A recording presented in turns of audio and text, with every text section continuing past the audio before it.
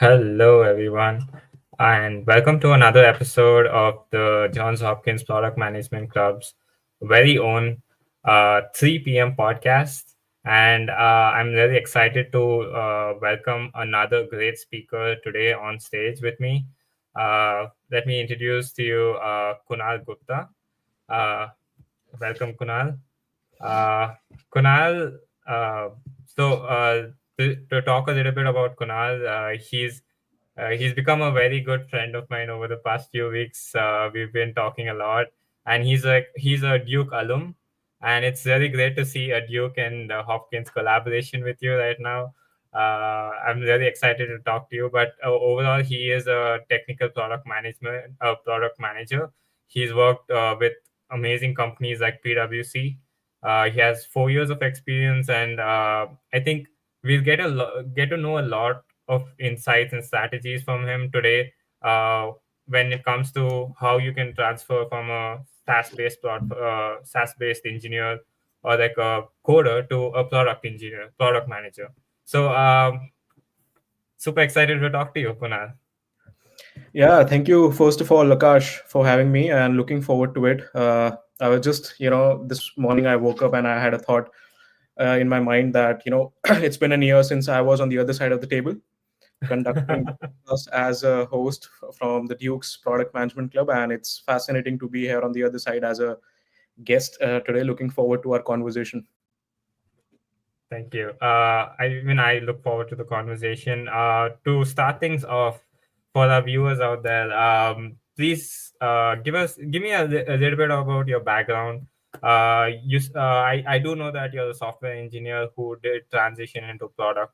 Can you explain a little bit about your software engineering background and how the product management journey unfolded for you, and if possible, some key skills that you used in this shift? Absolutely. No, thank you for that question, Akash. So yes, a little bit about myself. Like I come from computer science background. I've done BTech in computer science from VIT Vellore, and right out of my college undergrad days, I joined PricewaterhouseCoopers (PwC) as technology consultant, where my major responsibilities were same as of a software engineer. I was developing products for PwC US back in the day, and over there I was working on diverse set of technologies. I started off with working on reality, which is still one of the emerging technologies in the IT space. And after that I moved to JavaScript. I started creating web applications, mobile applications as an engineer. So there is where I was working very closely with the product owners, the product managers in the team, and some senior business analysts. So watching them and working with them very closely is when I figured the field of product management. So that is where I got to know that product management is not just driving the product technologically, but also having an impact and influencing the strategic side of, or the business side of product. So that ignited a spark in me back in the day, with PwC, that this is something that is really exciting, of not just Mhm. creating an impact by developing a product, but also handling the strategic side of things, and understanding customer pain points, understanding why of the product, like why at the least we are building this product. So that is something that fascinated me a lot. And with newly found passion, I made a transition. I still wanted to explore and delve a little deeper into technology, because I believe technical foundations are very, very important for a successful product management career. So I then moved to NTT, where I worked as senior software engineer for almost 7 months uh, on Salesforce technology, again building solutions for international customers. But yeah, slowly and slowly, my interest was being folded to, and unfold towards product management. And that is when I figured that this is where I want to be. I wanted to sit at the intersection of design, business, and uh, so that is what product management is in my understanding. So yes, that's been my background. Happy to answer any of the questions that you had there, or anyone from our viewers as well. Sure. I think you put it perfectly. I mean, I really like the way you talked about how early in your career getting exposure to the product management domain from your seniors helped you actually explore this space in the first place. And this is a pretty good segue into my next question. It's basically like what happened after NTT? What's the how did you end up in a engineering management degree at Duke University? I mean, like I do understand that Duke is like super renowned for its product management curriculum, but I want to know like how much has that product management experience actually helped you? Like did you do in Duke, and how much have you learned for to become a product manager? Yeah, absolutely. That's again an interesting question, Kash. So I wanted to pivot into product management right after 2.5 years of product development. So I was just going through and exploring what are the options of getting a business degree where I can get into a curriculum which is well designed and which has great alumni network as well, and I can learn from some of the best professors around the world. So that is where I came across this program, Master of Engineering Management, which was designed in a way to prepare future product managers with the kind of elective courses that you have, with the kind of flexibility of taking, courses from the Fuqua School of Business. That's the business school from at Duke, and at the Mm-hmm. same time, collaborate and contribute in student-led organizations such as one at JHU, which JHPMC, right, Johns Hopkins Product Management Club. Yeah. So similar opportunities were available in the Duke's MEM program as well. And more so, Duke offers not just theoretical learning or classroom based learning, but also practical learning, where students get to work as student consultants with different startups or even big organizations at times. There have been examples from my senior batches who have worked as student consultants with uh, big e-commerce giants as well. So, Mm-hmm. Duke's MEM program sounded me a good blend of mixture of both classroom learning as well as practical training on product management. So that brought me to Duke's MEM program, and I actually also applied to Johns Hopkins MEM program as well, and I did receive the admit, but I mean, just wanted to be a blue devil, so I prioritized Duke. So, but yeah, Yeah. so that is what brought me to Duke's MEM program, and yeah, I graduated in December last year actually. So some great times there, but yeah, I mean that's what brought me to MEM at Duke. Mm-hmm. And for the viewers out there, would you recommend Duke for people after experiencing all of what you had?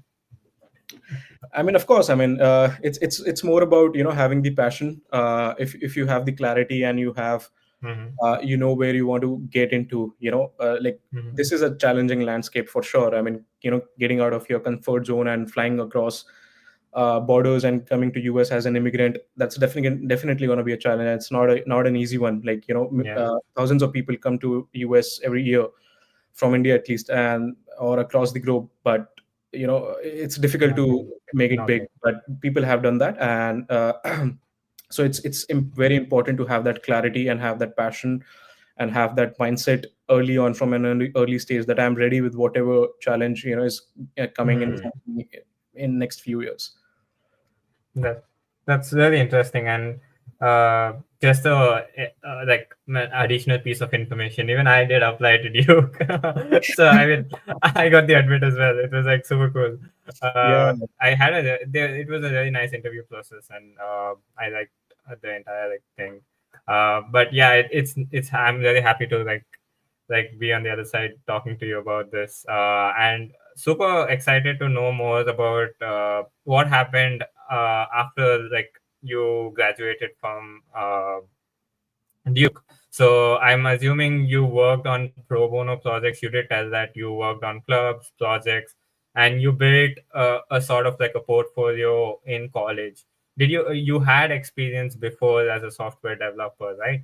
So take me through the process of like how you prepared for the job search, and what were the techniques that you were able to utilize well in this journey. Yeah, absolutely. So, talking about job search, see, I mean, it's a very hard process, right? I mean, keeping the current market conditions are a little tight, but it's evolving. It's getting better. So for me, what worked for me was, applying early and having a very good CV. So and applying through strong referrals. By strong referrals, what I mean is, if you have someone in the organization that you're aiming for who can vouch for you internally, and put in a word to the hiring manager or the recruitment team. Not all the companies have that kind of a culture, but if there is a company in mind that a target company or a dream company, Mm-hmm. what one can do is probably try to create some references and try to build relationships with people who are working in that companies, and see if they can leverage a strong referral, because of the market being such so competitive. Even normal referrals are too many for the recruiters to get into, right? So what worked for me was having a good CV, making sure that we I am making the most out of the ATS, having a good ATS score, making sure that you are getting your CV reviewed by senior people working in the industry, as well as I mean, yeah, that's about it. And preparing for the interviews, we'll talk about that more in the podcast Yeah, platform. But I get that but makes that sense. I is mean, I'm sorry, but I mean, this that was what I was like trying to like get out, and this is super important for every product manager going out there. I wanted to like just follow up on some of these questions where you mentioned for the viewers out there. Like, I wanted to give them a little bit of a context of how many like companies did you actually interview for? interview for. Or Uh, like how many applications have you done totally, and how many did you interview for? I would say close to 1,500 applications, dude. I mean, in a span of yeah, in a span of 6 to 8 months, I would say easy 1,500 applications, of which the interview frequency, or the number of interviews that I might have received from different companies, I would say about 20, 25, 30 at max. I mean, and that's about it. 25, 30 interviews. Yeah, I mean, Wow. it's if you calculate the ratio, the interview conversion rate is very poor, dude. Yes. I mean, I I mean, for when you say 25, 30, I mean, like, for everyone out there, it's like a golden number. It's like, for us, it's like, I mean, like, one or two itself is like it's a big thing. So this is where I wanted to like get more into like more insights from you. Like you said, 25, 30. Can you like name a few of these companies if you're okay with it?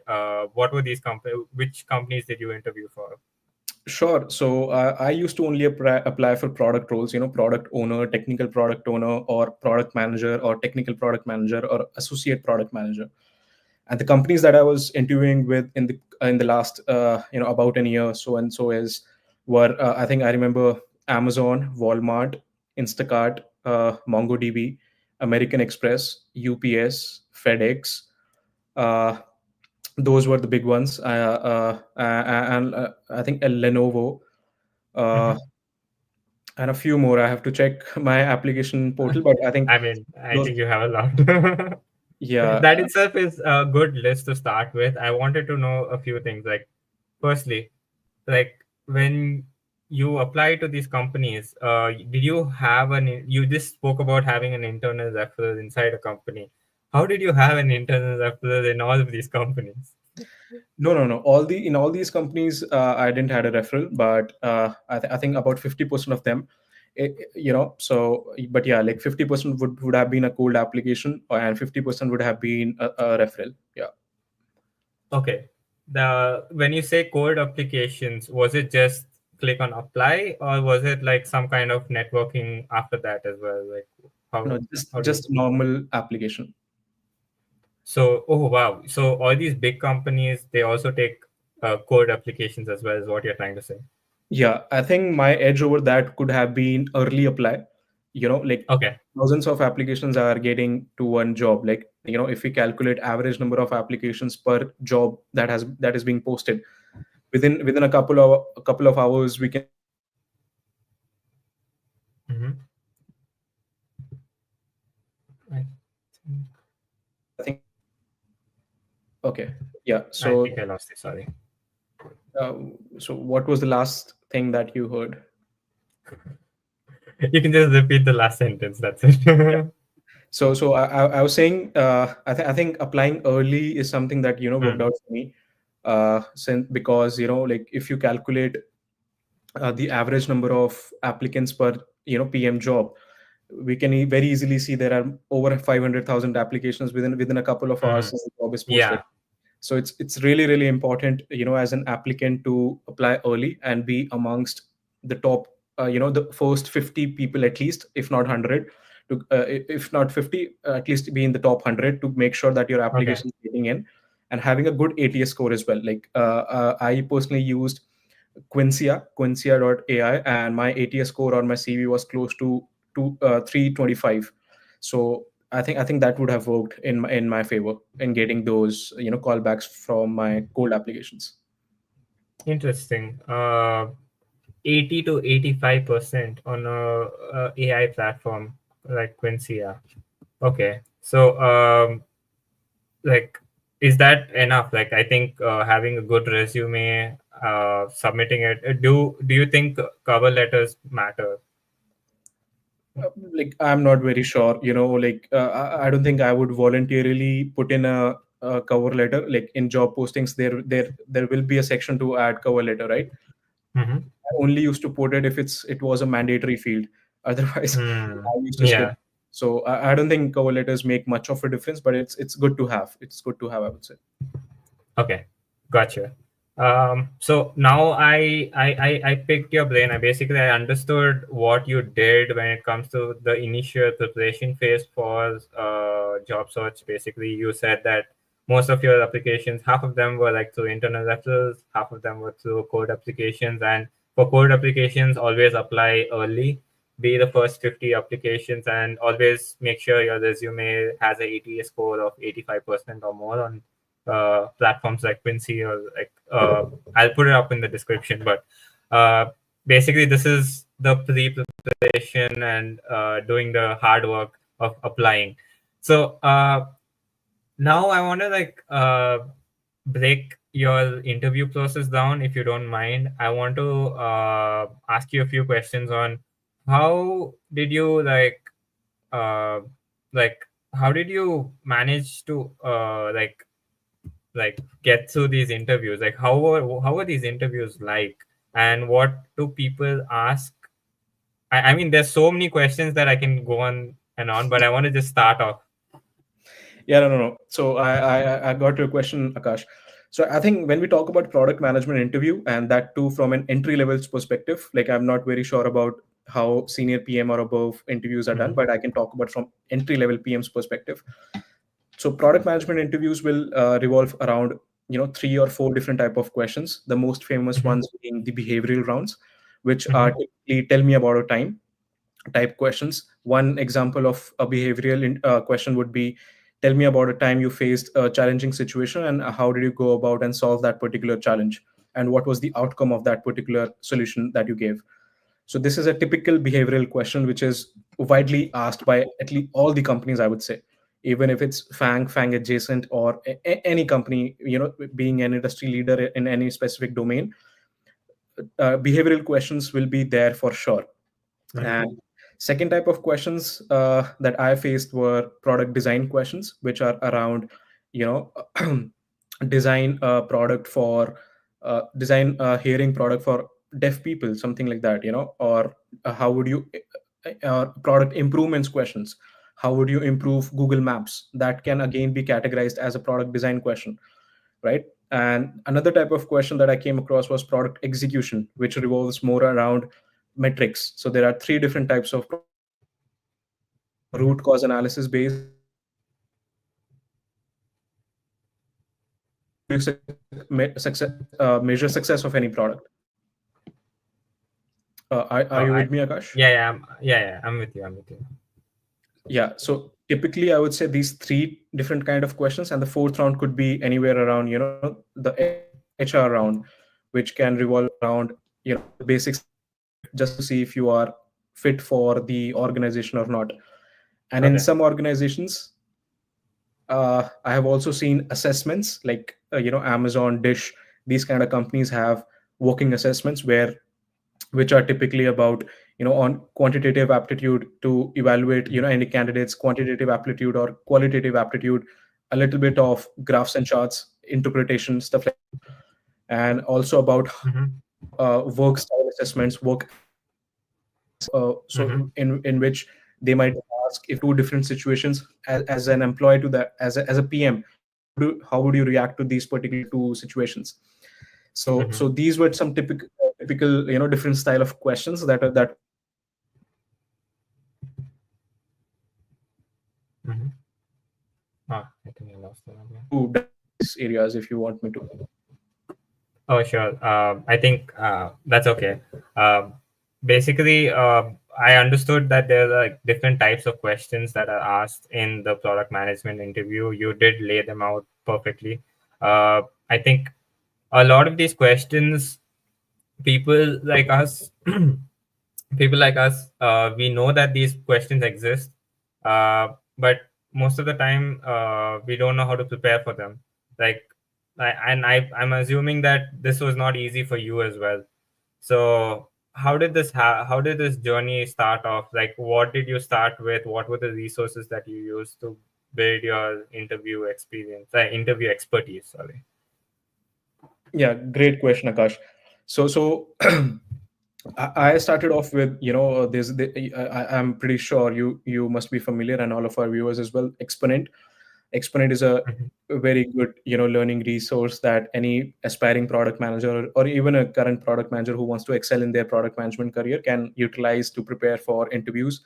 They have tracks, which revolves around different set of questions, a different style of interviewing questions that we just discussed, and also going through some famous, YouTube channels by Lenny's podcast, hearing about that, listening to a different podcast as well, reading books. I do have some book recommendations for our viewers, and mock interviewing. Yes, the most important part is mock interviewing. Like, I would highly encourage everyone to practice mock.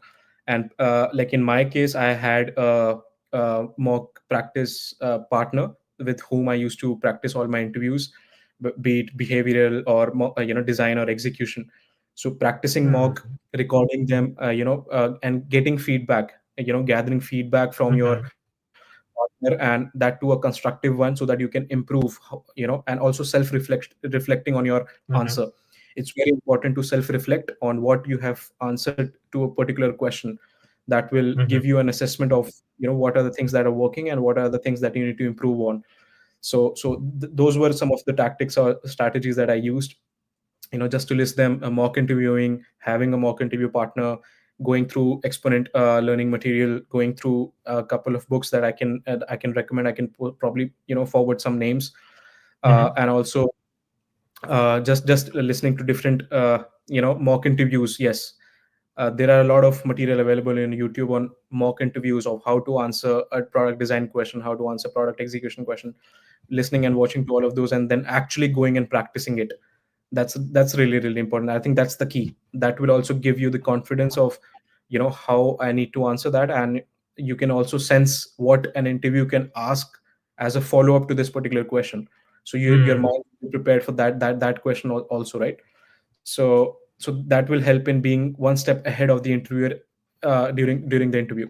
So that is something that has helped me in my, interviewing process. Okay, and for choosing your partner, like you might have chosen like your roommate or like some friend of yours. Uh, how do you choose the right person? Like basically, do you find out like if someone is like very enthusiastic in product and he knows his stuff, or is it like you find a professor, or do you just like start off with someone who's close to you, or like which worked best for you? Yes. So I always wanted my mock interviewing partner to be someone who is in my inner circle or is actually a stranger to me, because that person can give me an honest opinion on my answers. That persona knows nothing at all about me. Like, I'm a totally Hmm. new face to him or her, and same, she he or she is a new face to me. So there is where you can perform to your best, at least I can, or that is where you can expect the honest opinion. uh, Hmm. so I found people on, there are a couple of Slack channels. Like, one is by Lewis Lynn's Slack channel, and one is a Slack channel by Product School. So I think Lewis Lynn's product community is really, really strong, with diverse set of aspiring product managers and people into product management with over 20 years of experience as well. So there is Hmm. where I found people, and there is where I met my mock interviewing partner as well. Oh wow! So you just went on a Slack channel and you just type in the unofficial, official, the one of those channels and Yeah. be like, "Is anyone open to having a mock interview with me?" And someone just said, "Yeah, I'm okay with it." Yes, I mean, that is one of the use case of that particular community. Like, there is a proper Slack channel available on that platform where for just mock interviewing. So it's not like I only interviewed with that person. Like, I have Hmm. interviewed with different people as well. But once I started, getting a gist of, or I understood that, which I'm able to practice interview most with, or my schedule was matching with Hmm. which person. That is where, then is when I decided that I'll be practicing with this person itself. Then, so that is how I went about it. But yeah, that And resource has been really, really helpful. and how frequently did you mock interview? Like, if you. Yeah, so it depends. I mean, I used to make sure that I am at least interviewing mock interviewing twice a week, irrespective of if I'm having an interview or not. So, yes, and it would have been after late evening hours, once so, when we have completed our classes and stuff like that, or on the weekends, in the afternoon hours. But I used to make sure that I'm at least mock interviewing twice a week for at least 3 months. And this was like the 3 months before the job search thing, or like before you graduated, or like how After my graduation. okay. Yeah. So it's not too late, guys, like basically. So yeah, for people graduating right now, please start mock interviewing twice a week at least, like, because it's super important. As you see, like Kunal just mentioned, that it does help a lot, especially like in increasing your confidence and making you self reflect on people, on your own. uh, and this is something that I didn't hear a lot from other viewers, speakers, and this is something I think people might benefit from. And uh, I want to like talk more about. So you did mock interviews, you did learn a lot. What were your activities on your other days? Like, you used to do it twice a week. So what were some of the things you used to? How was your week like, basically? Absolutely. No, actually, this was a time when I was working with a startup, as a product manager, but that wasn't, wasn't in the right place at the right time, I believe. I mean, so I was still finding the job, at the right role for myself. So my typical weekday or week would have been like of a working professional, like 9 to 5 office, and post that I used to get back from work and just see if I can go through some resources and practice, or mock interview with, like I mentioned. And over the weekends, I used to make sure that I'm applying to some jobs, getting the applications in early, and also doing coffee chats. Coffee chats make a lot of difference. Just reaching out and making sure and leveraging the alumni network of the institute, and especially your program, that helps a lot. Hmm. And in my case, I also took help from one of the professors back in Duke, who used to connect students or people who are finding jobs to relevant alumni who are working in different organizations, to bridge that gap. Oftentimes it's people are very, very busy, and they might not find enough time to reply to your text on LinkedIn or emails. That is when that particular way of networking helped me through a professor who would write an email on my behalf introducing me to that particular person where I want to apply or receive a strong referral. So that is again one of the strategies that helped immensely to me. Like my Mhm. network grew immensely, with that particular process. So that is something that I wanted to highlight here as well for our viewers to benefit. Mhm.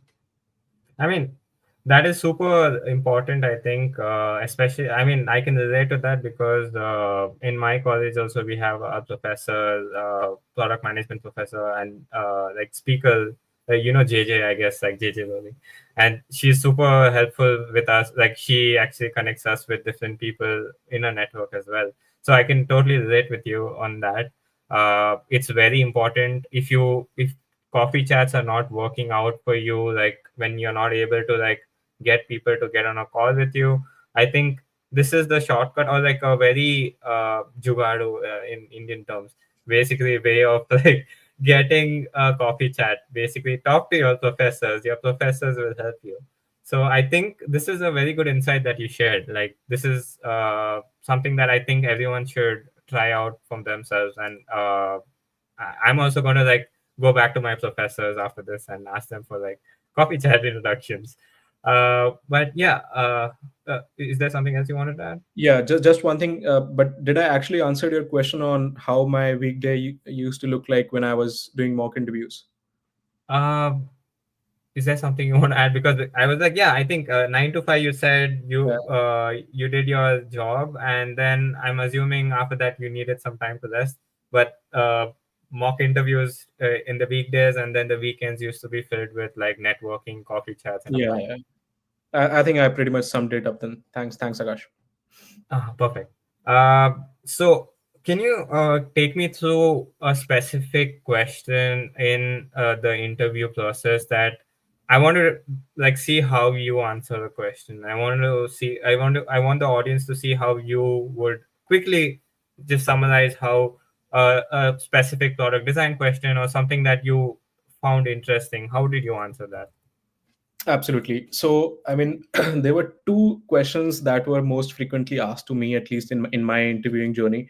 The Mm-hmm. first one was, walk me through a recent product that you have worked on, and what were your contributions. That is a typical product management interview for any entry level person or a candidate. And the second question that was most common to me in my interviews were, what is your favorite product and how would you improve it? And there are a couple of different versions that industry asks for the latter one, which is, if I ask you to take out your phone, what all apps will be the apps that you most frequently use, and if pick one and improve it. So basically, in a way, they're asking what is a favorite product and improve it. Mm-hmm. So these were two set of questions that were most frequently asked to me by different companies. I mean, like I mentioned from the list of names that I mentioned earlier. And so I can walk you through my process of interviewing a favorite product question answer. So do you want me to share screen? I actually have a small write up to that. Oh, sure. No problem. Uh, Just let me know once you share it and I can put it up for you.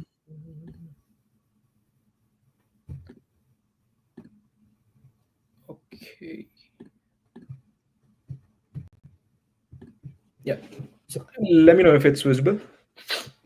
yeah, it is visible. And just for like a little bit of a context, oh wait, let me just. Can you like zoom into this? Like, I'm assuming. Oh yeah, it's fine. But when you're like talking about something, just I can see it right now, but just zoom in a little bit if possible. Uh, do you actually have to show things to the interviewer, like through PPTs or any such thing while you're talking, or can you just get away by just like explaining what's in your head, or do you need to write down Yeah, that's again a great question, Akash. So I think it depends on the interviewer. There have been occasions where the interviewer asked to share screen and then lay out the answer, things? or else sometimes they're like they're okay with just the boy, answering like originally, Like all. yeah, without any video presentation. But one thing again I want to highlight is, it's if you have a product portfolio ready with you, what one can do is probably, and you're answering any of the products or any pitch deck, and you want to show some reference to that particular product. So having a small, a pitch deck or a 2-3 minutes video presentation on your product portfolio can actually help you engage with your interviewer a little more. For example, Can you give? let's say, Yeah. yeah, so if I'm, for example, talking about any product, let's say Salesforce, right? So Mhm. if you are the interviewer, and I can be like, hey Akash, do you mind if I share my screen and show you one of the prototypes or a pitch deck or a small piece of POC that I did on, Salesforce? Mhm. I can Mhm. quickly go around and share my screen, show my portfolio. That also gives interviewer an opportunity to delve and ask any questions from my product portfolio as well, right? And But that is are where, you showing him your portfolio, or are you showing him what you the POC? I mean, the POC will be somewhere published on the portfolio, right? So, anyways, you have to go Oh, to okay. the portfolio and then scroll down Mhm. and find that particular page and then demonstrate. So that is Mhm. where you can leverage that curiosity that will be generated in the interviewer's mind. That, okay, And this yeah. do you like publish your Salesforce basically project in your portfolio beforehand itself, or like is it fine if the interview sees that it's a super recent project which you just made on your portfolio and you're just showing that? I'm just like curious. Yeah, I mean, that doesn't matter too much. I mean, no one is getting into the depth of when you did that project. Even if Hmm. it's a recent project or an old one, hardly matters, as far as you're Yeah, able to defend all the questions and all the claims that you're making in regard to the outcomes of that project, the key metrics or analytics. yeah. That should be fine. And so what happens after that? After that, I mean, yeah, I mean, you can go ahead and share and that can help the candidate in, that, like, product portfolios can help you in engaging more with the interviewer and can Hmm. give you an edge, from an ordinary candidate, like, that you have uh, Interesting. something additional to offer, in terms of the value in the interview, as compared to any other ordinary candidate. So that Hmm. is where candidates can be a little more efficient and enthusiastic of asking the interviewer directly that, if you don't mind, can I share my screen and just show you a quick demo of this particular POC or a prototype or a pitch deck. So that is something that have worked for me as well. Yeah. So just wanted to uh, you know Yeah, and do you make a website for this as well? I'm just like my last question basically for that. Yes, I do have my portfolio, which is in form of a website. I made it using Notion. I can share you that particular link as well for viewers to go about and get an idea of how the product portfolio looks like. Okay, that's helpful. I think Notion is a easy platform to build your initial portfolios, and they don't need to know a lot of coding skills. They can just like add things and link them to the next page. So I think that's a good platform to begin with for product managers out there, like who are watching this podcast. Okay, without wasting much time, like can you just explain what I can see on screen? Yeah, absolutely. So this is how I would go about and answer the favorite product question, or I do Hmm. answer. Like, it's important to highlight what's your favorite product, and Hmm. then giving a reason of why you are choosing this particular product. So this Hmm. is like, I won't be explaining in depth, just the highlight and the format of answering. Getting the framework right is important, and the content right is also important. And I'll be highlighting the important areas that I would touch upon in answering this particular question.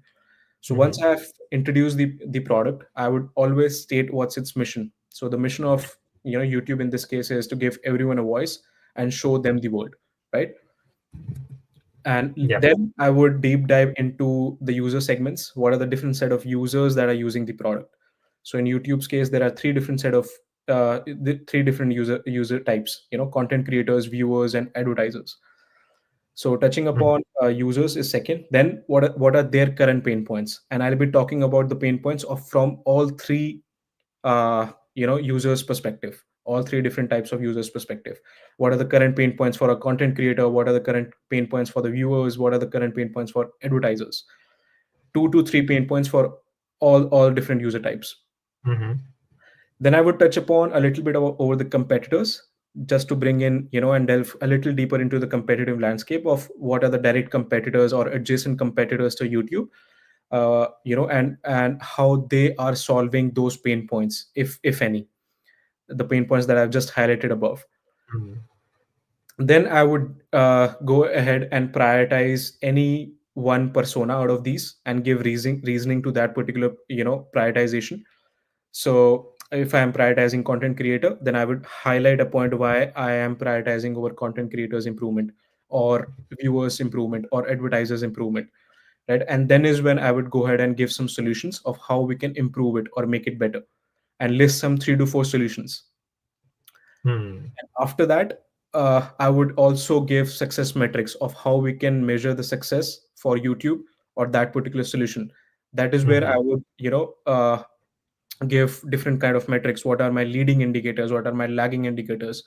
What will be my North Star metric? So in YouTube's case, average watch time is the North Star metric. So I would highlight those metrics, and I would even explain that metric in detail. For example, the ratio of MAUs to DAUs will give me the stickiness to that particular product. So Mm. highlighting and mentioning all of that. And the most important thing at the end would be summarizing the entire answer, that, Mhm. summarizing that YouTube is my favorite product, having 3 different type of users, creators, viewers, advertisers. These were their problems, and I'm prioritizing this particular user persona, and with these many product improvements, and this is how I would measure it. So summarizing at Mhm. the end will fill any of the gaps that you have left in your answer above, and then is when I will open the door for the interviewer to ask any questions in my approach. So this is how I would go about, and it's a 7 to 8 step process, but this is how I would go about and answer that particular question. Wow. I think it's a very structured, informative slide this which you showed, and I think people can like take something out of this. I think it's very simple to look at, and I think it's all about how you think at the end of the day. It's like and super important, I think, to, like as you said, focus, drill down on a specific persona, and then quickly uh like mention points that are like metrics that are important for that persona. So thank you so much for sharing this, and I think if I'll probably take this template from you later on for the discussions. uh but yeah, thank you so much for sharing that. I have a few questions in mind regarding uh, resumes, if it's fine with you. You want to like look at a resume that I have collected, and you can probably using that you can explain how you design your resume. You said an 85% ATS. I want to like break down a few things in the resume, like what works, what doesn't work, what is definitely a no, what is definitely a yes. So let me just quickly open it up for you. Da-da-da, da-da-da.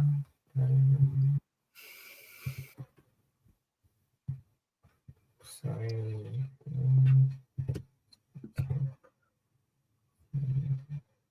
Screen.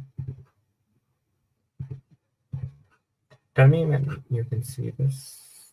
Uh, yeah, be able to see Yes, it I right now. think I can see it. Um, how do I go full screen? Interesting.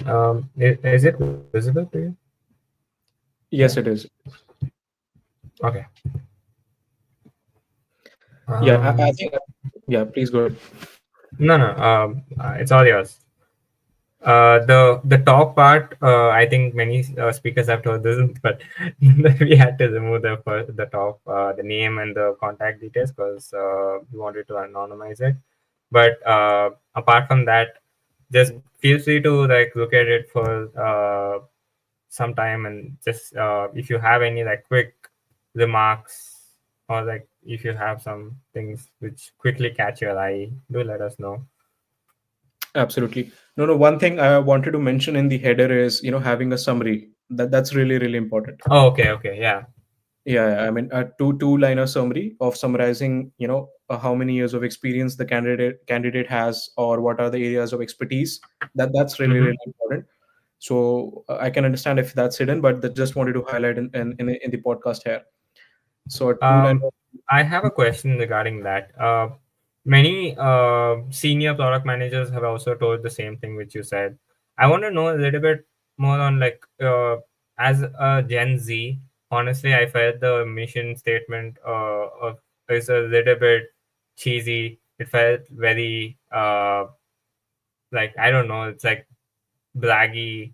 So, what do you think? Why should that be there? Like, just why exactly is that very important to be there?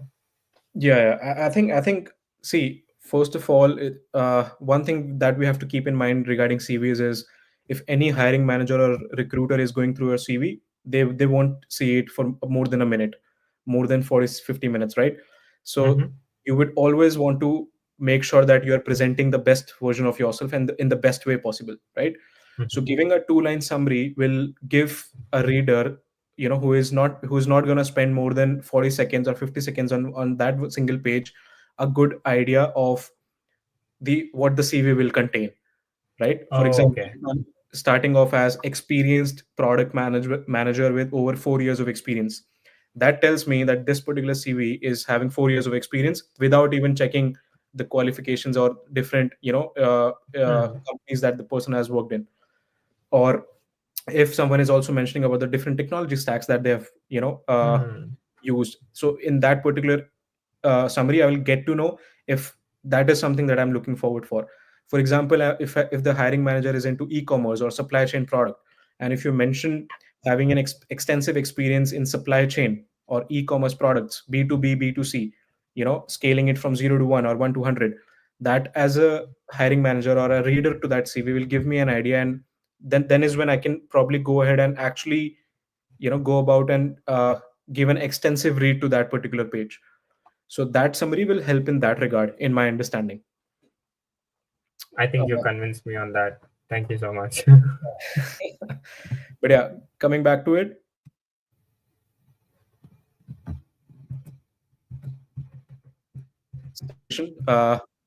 so the candidate has mentioned GPA in their undergrad but not in the masters.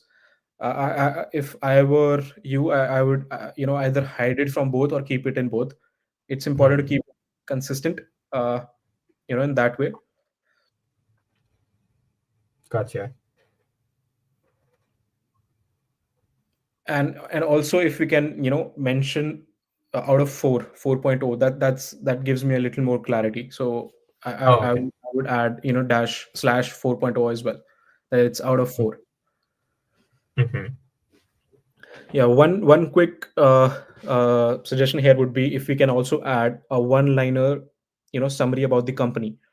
For example, Kahana or Tracks Retail. These may be new to many readers. If Mm-hmm. someone has worked in a recognized organization, for example, PwC, Amazon, or any other giant, then it wouldn't make a lot of sense to have that. But if it's a early stage startup, or a company which is not well recognized or early into their business, Mm-hmm. one key takeaway can be adding one liner summary just below your title or the company, highlighting what the company does. So, for example, for in Kahana's case, a B2C slash B2B product for content creators to help them have their passive income, something like that, right? Okay. So that can help understand the reader of what domain this company belongs to and which areas the candidate has worked upon. So in Mm-hmm. Kahana's case, that can be content management system, CMS, something like that. Okay. I think the shorter the better. Like just Yeah, keep just it. one line. Yeah. Yeah. Apart Interesting. from that, yes, when curating bullet points, like I typically use two different kinds of formats. One is the most popular and well adopted style of writing, which is star: situation, Mm-hmm. task, action, and result. But I write my CV in a different way. I use XYZ format, which is suggested by Google. Actually, it is XYZ, which means accomplished X by doing Mm-hmm. Y, resulting in Z, XYZ. Mm-hmm. That is how I have curated my bullet points. But yes, star is another format which can be adopted, which I believe this particular CV looks like to me is in star format. XYZ. I think a little bit of XYZ as well, like enhanced Like, user yeah, engagement maybe. a little bit of both, and not all the points are quantified. For example, the second bullet point in tracks retail, we can probably quantify that bullet point, and it's important to also show the impact, right? Like in the Hmm. first point, I can see increased operational cost of efficiency by 20%. So, but I am not able to see any actionable result or quantified result outcome in in the second bullet point. So Yeah. that's another takeaway that I would offer over here is quantify each bullet point and making sure to highlight uh, outcome using some number. Hmm.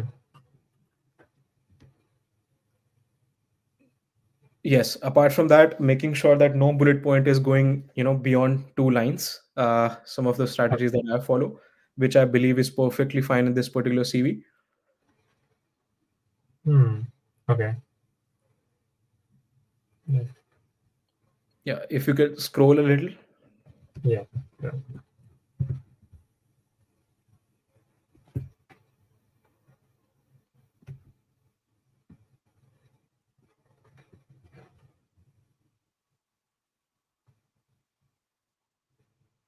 Yeah, a little more, please.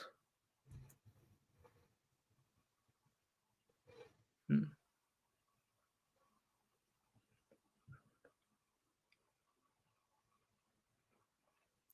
Yes. So one question over here: is this a PM CV? Is this a CV for product management jobs? Yes, I hope so because that's what I asked from. I mean, that's what the student did give me. Based Yeah. on that, Then I've got this. yeah, if that is the case, then I would probably remove financial and data analysis and business development from there. Like that has almost nothing to do in a PMCV. Like why would financial analysis be there in a PMCV? Like that is making no difference at all. Isn't data important? Data Met, analysis is fine, but financial analysis I'm not very sure. Like okay, so like financial I'll, modeling is something that the candidate has mentioned. I'm not okay. very sure if that's a essential PM skill which someone Hmm. highlight in their CVs. So I would avoid that. Okay. Hmm. So I also heard that leadership experience is like a very like like a very controversial thing. It's like some people say you shouldn't just put coin leadership experience. At least like for your first job, it really doesn't matter. Nobody's gonna like look at your leadership experience. Uh, or like your accomplishments. What matters is your projects, and what matters is your work ex. What do you think about that? I mean, yeah, that piece of advice is also right in some ways, but so like in one of my interviews as well, I was asked a question on the student leadership experience that I had during my time at Duke. Like I was part of the Duke's product management club as well, and that was one of the questions that were asked to me, at least in the interviews with UPS. That how does a day to day look like in the product management club at Duke, and how do you guys explain a little bit about the landscape of that club? What do you guys do? Mm-hmm. But that was only once in just one company in just one round. But apart from that, even in my case, I haven't came across any of the questions in on student leadership experience or club experience. Mm-hmm. And even for teaching assistant roles, like I have seen CVs that people write teach graduate teaching assistants for assistant for this role, I mean this course, that course. I don't see there is enough impact in that's in that space. So but yeah, like if you don't have stuff to write in your CV, then probably you can add leadership experience. But for someone who is already having 4+ years of experience, 5+ years of experience working in the industry, may not be the best way to articulate your or present your information on a single page. Gotcha. I mean, that makes a lot of sense. And even I agree with almost all of the points you mentioned. It's super important. Do you also keep the skills section at the bottom? Like, That's again a personal choice. Like different people suggest differently. I mean, in my CV, you will see skills right at the as exactly at the same place where it is in this particular CV. Like I have Mm-hmm. 4 sections in my CV as well, starting off with the summary, then education, work ex, skills, and extracurricular. So even Mm. I have my CV in that way. So pretty much the same format that's being used here. So Okay. I think about it this way: if you are a recent grad or a graduating person, starting off with the education makes sense, because that will give an idea to the reader as well that okay, you are just about to graduate. That means you are an entry level product manager, right? Mm. And if you're coming out from a well recognized school like Johns Hopkins, then definitely it's going to make some difference.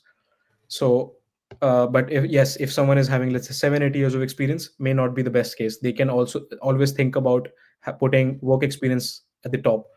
Or if Mm-hmm. someone has worked in FANG companies or FANG adjacent companies, they can always start with work experience first, so that they can highlight that they have worked in these organizations, and then maybe education can go down. So it's about personal choice. uh, Mm-hmm. Different people have different ways of presenting their information, and that is how I also go about my CV. I mean, I totally agree with you on that as well. For the undergrad, I mean, for the fresh graduate versus an experienced person, the way you like design your CV also matters. Like for the recruiter, it like he can see it differently, and that will help him change his perspective on how he is viewing the CV in the first place. Uh, I think that's all about it from my side regarding the CV and resume. I think we can move on to the next section, or like I think it's the final section we have for you. It's a little bit about your like final takeaways that you can like provide to our like like aspiring product managers out there, like me, like a few others around me, like other our viewers out there. Uh, Tell me like if there was like three things that you would want to any product manager out there, like who was your like best friend or like someone like me, what would you what three pieces of advice would you give them? Yeah, interesting question. So the first advice would be, learning the language of product. That's very very important.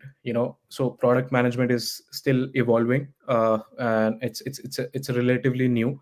So learning the language of product, and that's really really important, because that language will help you in networking, that language will help you in interviewing, that language will help you in coffee chats, or even in product conferences. If you are there as a host or an attendee, that Mm-hmm. product language is definitely going to help.